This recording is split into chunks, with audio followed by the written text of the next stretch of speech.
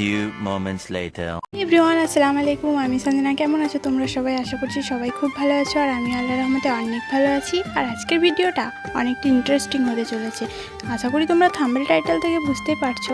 হ্যাঁ, আজকে আমার চাচাতো ভাইয়ের বিয়ে। ওদের বিয়েটা ছিল আর 5টা বিয়ের থেকে অনেক আলাদা, কারণ ওদের লাভ ম্যারেজ ছিল। তারপরে চটপট রেডি হয়ে চলে এসেছিলাম ভাইদের বাড়ি। আর সবার প্রথমে এসে আমি ভাই আর ভাবিকে দুজনকে থাল খাওয়াতে বসলাম। সবাই খাওয়াচ্ছে, আমি না খাওয়ালে হয়? ভাইদের একমাত্র বোন বলে কথা। আর এদিকে আমি ওদেরকে খাওয়াচ্ছিলাম, আর আমাকে সবাই বলে দিচ্ছিল যে কি খাওয়াবো। আর এটা যেহেতু হঠাৎ করে হয়েছে, তার জন্য সেরকম বড় কিছু আয়োজন করা হয়নি, ছোট করেই করা হয়েছিল। যতটা সম্ভব ততটা করা হয়েছিল। দেখতে দেখতে থাল খাওয়ানো কমপ্লিট হয়ে গেল। আর এদিকে ভাবি খাবারগুলোকে তুলে ভাইকে, ভাবিকে অ্যান্ড এখানে অনেকগুলো বাচ্চা ছিল, সবাইকে দিতে লাগলো। আর আমার মনে হচ্ছিল এদেরকেও বসে থাকতে এখন বিরক্ত লাগছিল। আমার ভাইকে দেখে যা বুঝলাম, আসলে ওরও বিরক্ত লাগছে। অনেকক্ষণ থেকে বসে আছে, বিরক্ত লাগাটাই স্বাভাবিক। তারপরে সবাই ভাবিকে নিয়ে ঘরে চলে গেল, কারণ বিয়ে পড়াবে। আর সবার সব ধান্দা, আমার শুধু খাওয়ার ধান্দা। আমি সবসময় খেতেই ব্যস্ত। আর অনেকটা রাত হয়ে যাওয়ার কারণে সবাই তাড়াতাড়ি করছিল, কারণ এরপর আবার বিয়ে পড়ানো আরম্ভ হবে। বিয়ে পড়াতে একটু দেরি হবে। আর এদিকে ভাইয়ের রান্না প্রায় শেষের দিকে। আর ফাইনালি এদিকে বিয়ে পড়ানোটাও আরম্ভ হয়ে গেছে। এরকম একটা সিচুয়েশনে আমি কি বলবো বুঝতেই পারছি না। আমি একদিক থেকে অনেক খুশি, কারণ আমাদের বাড়িতে একটা নতুন ভাবি এসেছে। আর একদিক থেকে অনেক দুঃখিত, কারণ আমার ভাইয়ের বিয়েটা ধুমধাম করে হলে অনেক ভালো হতো।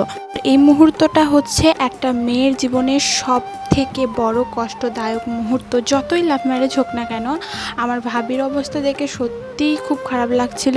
এই মুহূর্তটা প্রত্যেকটা মেয়ের জীবনে আসে। এটা যে কতটা কষ্টদায়ক সেটা শুধু মেয়েরাই বোঝে। আর ওই ভিডিওটা ডিলিট করে এই ভিডিওটা পোস্ট করার কারণ হচ্ছে, ওই ভিডিওটাতে কপিরাইট চলে এসেছিল। আর একটা ভিডিও বানাতে কতটা কষ্ট হয় সেটা যারা ভিডিও বানায় তারাই জানে। তারপর সেটা এডিটিং করার পর যদি কপিরাইট চলে আসে, কতটা রাগ হয় তোমরাই বলো। এদিকে আমি ভাবছিলাম এরকম একটা সিচুয়েশনে আমার কি হবে, আমি কি করব। তারপরে এদিকে ভাবিকে চাচিরা নাকের জিনিসটা পরাচ্ছিল। কোনো রকমভাবে নাকের জিনিসটা পরতে পারছিল না, কারণ ওরও আমার মতো প্রবলেম, নাকের জিনিস পরতে পারে না।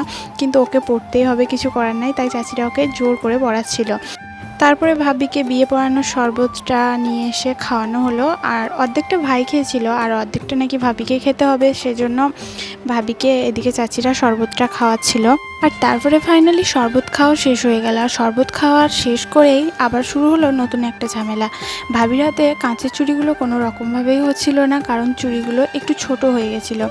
আসলে চাচি হাতটা দেখে চুড়িগুলো নিয়ে এসেছিলো, ভেবেছিল হয়ে যাবে, কিন্তু কোনো রকমভাবে হচ্ছিল না চুড়িগুলো। এছাড়া অনেক কষ্ট হচ্ছিল।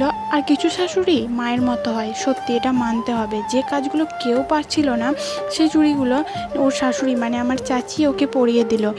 মানে ভাগ্য করে কিছু শাশুড়ি পাওয়া যায়, এরকম শাশুড়ি যেগুলো মায়ের মতো হয়। অনেক ভাগ্য লাগে মায়ের মতো শাশুড়ি পেতে। তারপরে চাচিরা পায়ের নুপুরটা ভাবিকে পরিয়ে দিচ্ছিল। আর এদিকে একটা বোন কমেন্ট করেছিল, দিদি তোমার ভিডিও আমার অনেক ভালো লাগে, প্লিজ আমার নামটা নিও পায়েল। তো পায়েল তোমার নামটা নিলাম। তারপরে খাওয়া দাওয়া শুরু হয়ে গেল। আর খাওয়া দাওয়াতে ছিল আমার সব থেকে ফেভারিট বিরিয়ানি। তোমাদের ফেভারিট খাবারের নামটা অবশ্যই কমেন্টে জানাবে। তারপর আমি চটপট খাওয়া দাওয়া আরম্ভ করে দিলাম, কারণ এদিকে সবাই খাওয়া দাওয়া আরম্ভ করে দিয়েছিল। ভিডিওটা এই পর্যন্তই। ভালো লাগলে অবশ্যই লাইক কমেন্ট শেয়ার করো। আর আমার চ্যানেলে নতুন হয়ে থাকলে অবশ্যই চ্যানেলটিকে সাবস্ক্রাইব করে দিও। আল্লাহ হাফিজ।